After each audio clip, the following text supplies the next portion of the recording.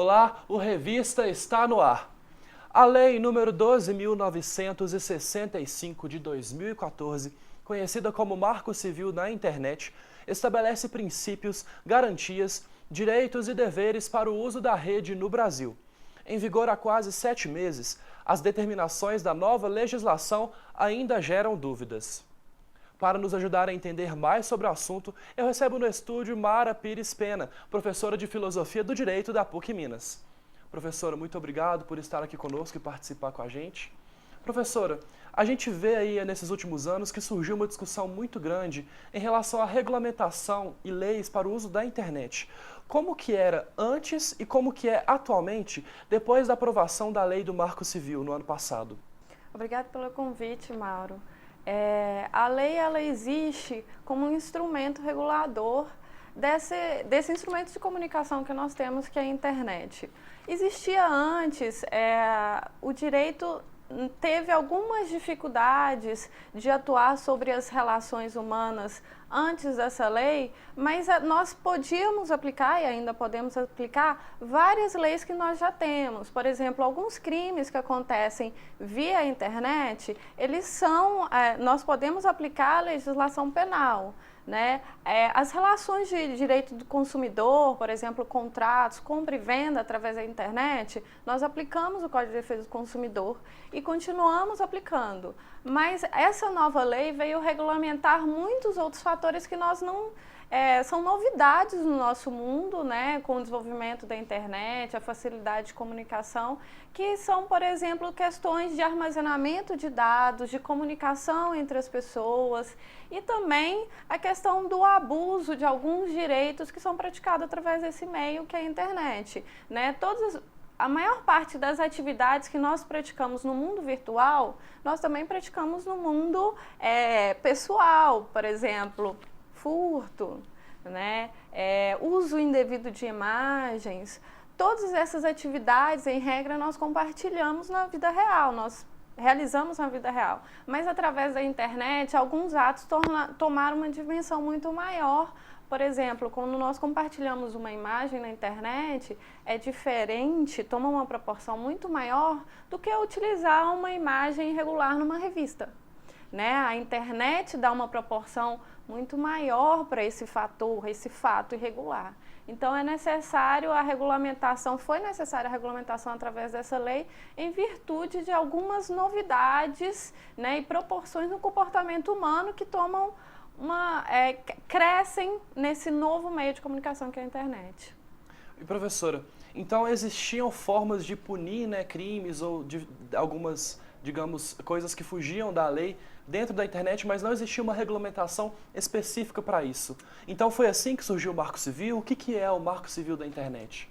O Marco Civil é a regulamentação desse instrumento. Da mesma forma como nós temos a regulamentação dos canais de TV, dos jornais, de telefonia, né? De todas essas formas de comunicação, nós não tínhamos uma regulamentação precisa sobre a forma de comunicação através da internet. Não tínhamos isso no Brasil, né? Que é o mais novo meio de comunicação que nós temos. Já regulamentamos várias atividades de comunicação. Faltava da internet. Mas os atos que nós praticamos através da internet, muitos deles já são solucionados com a legislação que nós já tínhamos há décadas, que já existem.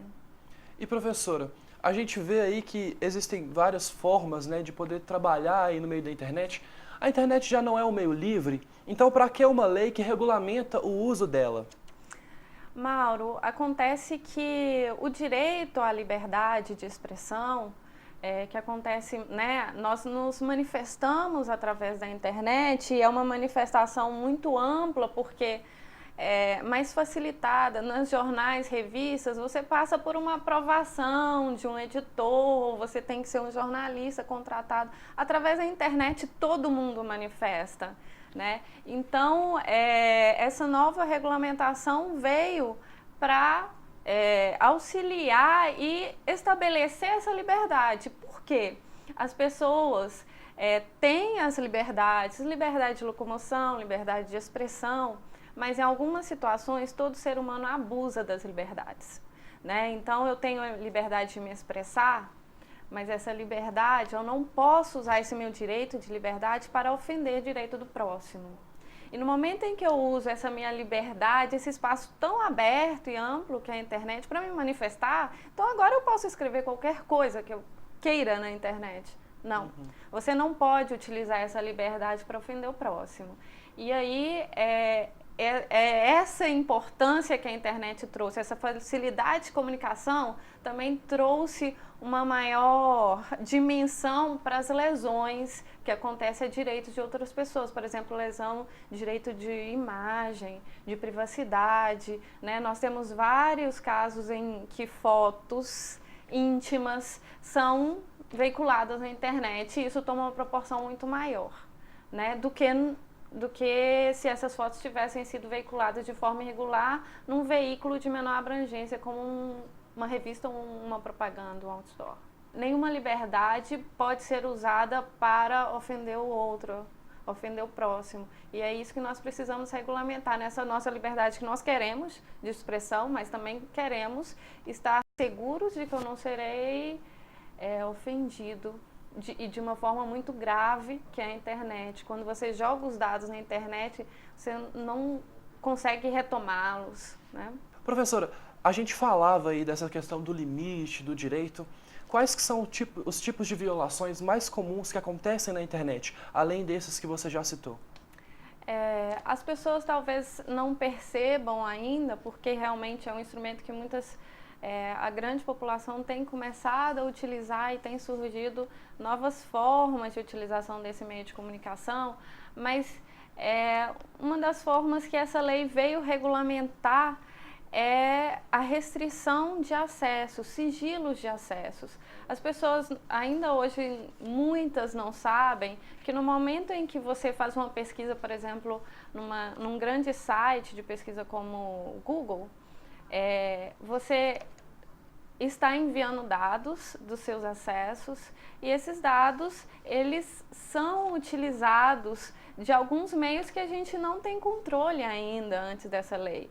Então, não sei se você já percebeu, Mauro, quando você faz uma pesquisa no Google e depois você acessa uma outra rede social que tem propagandas, aquela sua pesquisa, por exemplo, se você pesquisou um carro, vai aparecer na sua rede social ao lado propagandas de carros. Se imediatamente depois você faz uma pesquisa, por exemplo, de uma revista ou de um shampoo, vai aparecer propagandas daquele produto que você pesquisou em outro site. Ou seja, existem possibilidades e tem sido usado de alguns sites utilizarem as informações que você pesquisou para trabalhar ali um marketing, né? E a lei veio regulamentar afirmando que a utilização dos seus dados e do seu histórico de acesso para outros fins de marketing, por exemplo, eles têm que ser autorizados por você. E você também tem que ter, de uma forma muito clara naquele site, o direito de que os seus dados e as informações do seu histórico de acesso não sejam utilizados por outros sites. Então, é a utilização de dados pessoais, é a utilização das suas pesquisas que também precisa ser regulamentado. Outras questões que nós precisamos atentar para a questão da internet, direito da criança e do adolescente, né? Até que ponto, né, há essa liberdade também para crianças e adolescentes de acessos, né? A gente não pode estabelecer uma liberdade tão grande. E também de neutralidade, o princípio, né, da neutralidade desse meio de comunicação, de que esses sites eles não podem te direcionar, te induzir excessivamente para alguns outros sites. Então, esse direcionamento da nossa locomoção nesse meio de comunicação que ele precisava ser regulamentado, não havia regulamentação. Então, o seu provedor pode fazer o que quiser com os seus dados e você mal sabe o que ele está fazendo com os seus acessos, né? Essa neutralidade, ou seja, eu preciso ser livre, né, nesse meio de comunicação, é que também foi necessária a regulamentação. Mas é uma irregularidade que as empresas provedoras de internet poderiam fazer e que as pessoas não percebem. Professora, recentemente surgiu novamente a discussão para as pessoas poderem participar e opinar sobre o Marco Civil. Por que o debate está surgindo de novo agora? Mauro, o debate, na verdade, ele não foi finalizado com a edição da lei. A lei estabelece apenas princípios gerais, direitos e deveres, mas é necessário uma regulamentação dos gestores públicos, dos órgãos públicos, como essa lei será aplicada. E essa regulamentação é através de um decreto da Presidência da República.